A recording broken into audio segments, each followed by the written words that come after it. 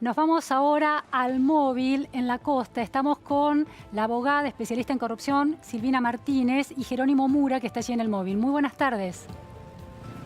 Hola Luciana, buenas tardes. Vamos a hablar un poco sobre el DNU visto la semana pasada por el presidente Mauricio Macri, porque según lo que publicó en el día de hoy la doctora Martínez en La Nación, hay una falencia y esto tiene que ver con que hay por lo menos algunos bienes que se escapan a este intento de recuperar los bienes de la corrupción. Bueno, vamos a charlar un ratito con ella, doctora Martínez. Bueno, buenas tardes.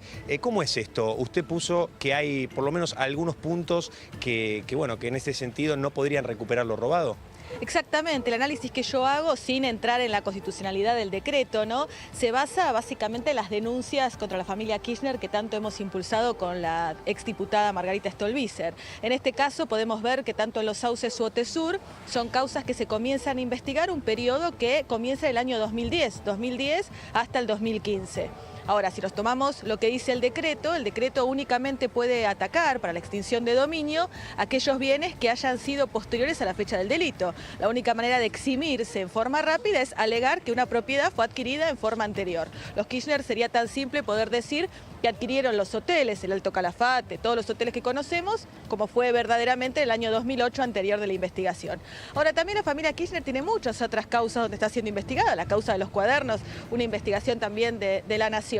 En este caso, lo que podría alegarse es un tema mucho más grave y que venimos insistiendo desde hace mucho tiempo, es la cosa juzgada írrita. Recordemos la causa de enriquecimiento ilícito de la familia Kirchner, sobreseída, entre otros, por el juez Ollarvide, donde abarca todo el periodo donde los Kirchner compran la gran cantidad de propiedades. Hoy ellos tienen una resolución judicial que es cosa juzgada, donde les manifiesta a la justicia que esos bienes fueron adquiridos con fondos lícitos. Esa resolución está vigente y hasta tanto no caiga, que es algo que nosotros solicitamos judicialmente, no van a poder atacar, por lo menos por vía de este decreto de necesidad de urgencia, los bienes de la familia Kirchner, como conocemos hoy la fortuna en blanco.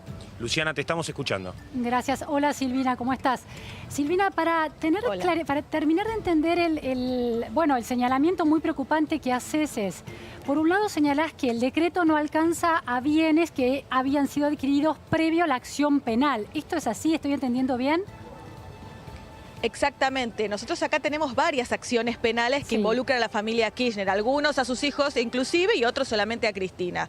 Si nosotros tomamos todas las acciones que involucran a Cristina, ahí la que extiende más en el tiempo es la famosa causa de los cuadernos, que comienza en el 2003 y termina en el 2015. Acá podemos decir que el periodo es mucho más amplio y abarca los bienes. Ahora tenemos el sobreseimiento de Ollarvide que impediría avanzar en ese sentido. ¿Hay alguna manera legal de cuestionar ese sobreseimiento en relación en la acción civil para aplicar la extinción de dominio?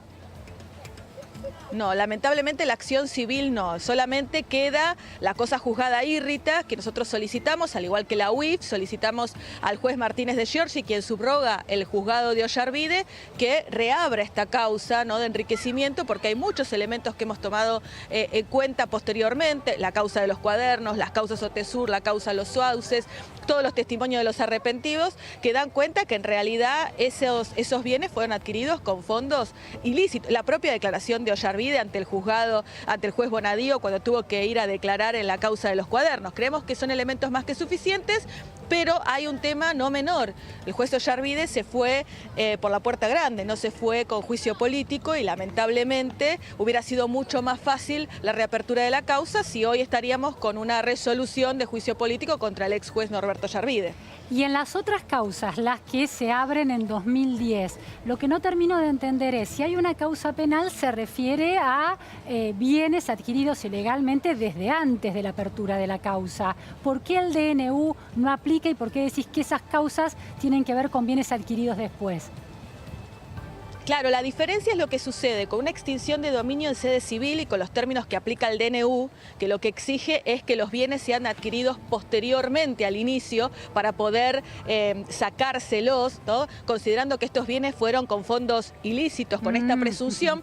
Y lo diferente es una condena judicial. Imaginemos que en una condena judicial nosotros ya tenemos embargos trabados, como sucede en estas causas judiciales, Y lo que pregunta la justicia es, bueno, ¿usted tiene bienes para solventar este embargo? Bueno, y a partir de ahí se genera, para que la gente lo entienda, una especie de deuda, ¿no? Sí. Entre el acreedor, que sería la justicia, y los responsables o los culpables judicialmente.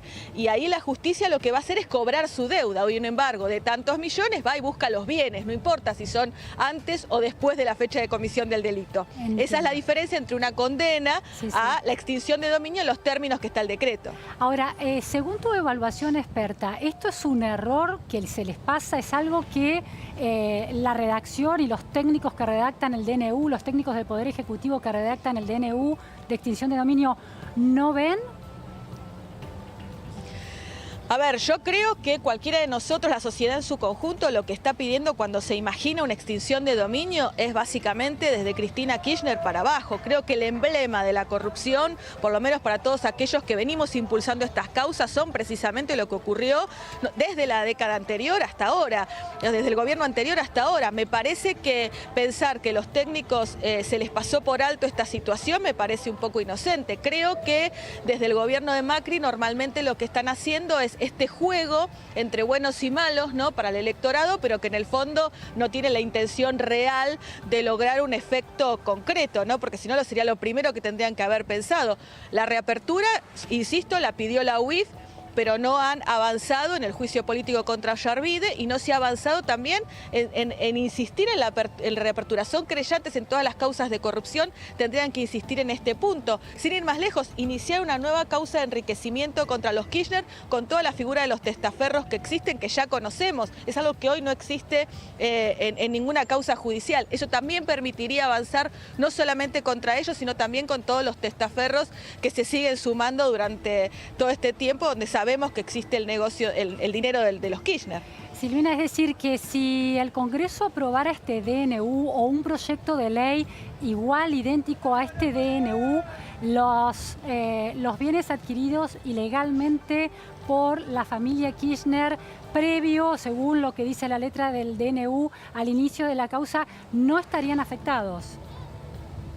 No estarían afectados, sino únicamente se podrían recuperar después de una condena firme, como sucede hoy en la actualidad. Claro. Lamentablemente, si se aprueban los mismos términos, tendríamos que esperar más de 10 años, ojalá que no, pero para poder recuperar algo del dinero. Hoy están embargados, pero no podríamos disponer como habitual, como la sociedad reclama, ¿no? Y tu interpretación, según lo que dijiste, es que es una lectura inocente, que esto fue un error, y más bien crees que es parte de un DNU que responde a una campaña política de aparecer ante la opinión pública como duros con la corrupción de la familia Kirchner, pero que en definitiva, por error, por omisión o por estrategia, termina protegiendo esos bienes.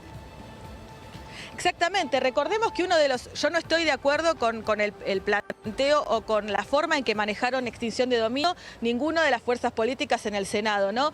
Pero recordemos que uno de los principales objetivos o de los reclamos que planteaba Cambiemos era precisamente que no se planteaba la retroactividad, y esto dejaba fuera a Cristina Kirchner como a muchos de sus exfuncionarios de las causas. Bueno, este DNU hace exactamente lo mismo que el proyecto de ley que tiene media sanción en el Senado y que volvió a diputados. Deja fuera. Pero aunque habla de una Kirchner. Retroactividad de 20 años, también lo deja fuera.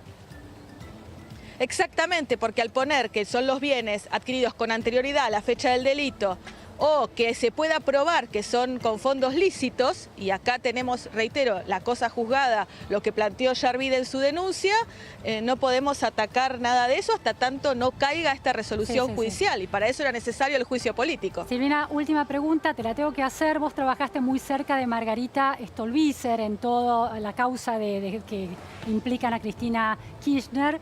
En tu lectura política del DNU, ¿hay algún sesgo que viene de tu trabajo con Stolbizer y del carácter de opositora de Stolbizer?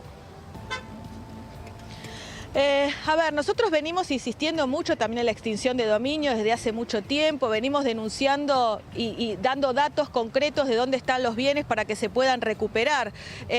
No estamos de acuerdo, y lo hemos hecho siempre con cualquier decreto de necesidad de urgencia, tanto con Cristina Kirchner como con este gobierno, porque creemos que no es la manera y debe existir el consenso para eso. Ahora, nos llamó la atención particularmente el porqué de toda esta situación. Ojo que también, no sé, yo menciono el caso de Cristina porque ese es el más emblemático, pero también sucedería, por ejemplo, con muchos de los bienes de Cristóbal López o muchos de los bienes de Lázaro Báez. La ruta del dinero K es otro periodo que comienza en el 2010 y sería anterior en este caso.